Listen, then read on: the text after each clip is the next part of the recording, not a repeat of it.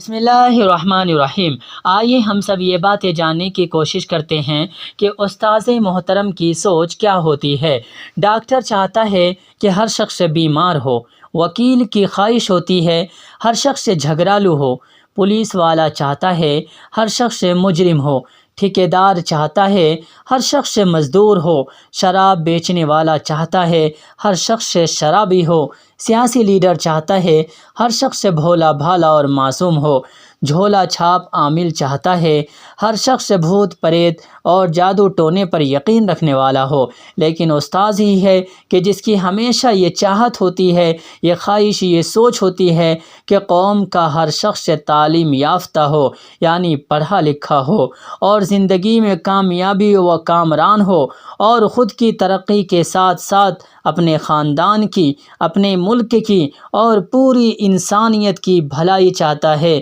تو گویا استاذ جو ہیں کتنی بہترین سوچ ہوتی ہے کہ تمام دنیا کے انسان تعلیم یافتہ ہو، یعنی پڑھے لکھے ہو۔ دعا کرے کہ اللہ تبارک و تعالی تمام استاذوں کی زندگی میں برکت عطا فرمائے، عمر میں برکت عطا فرمائے اور رزق میں برکت عطا فرمائے، آمین یا رب العالمین۔ ہو سکے تو ہمارے چینل قرآن و حدیث 03 کو سبسکرائب کر لیں تاکہ نئی آنے والی ویڈیو آپ تک جلد سے جلد پہنچ سکے۔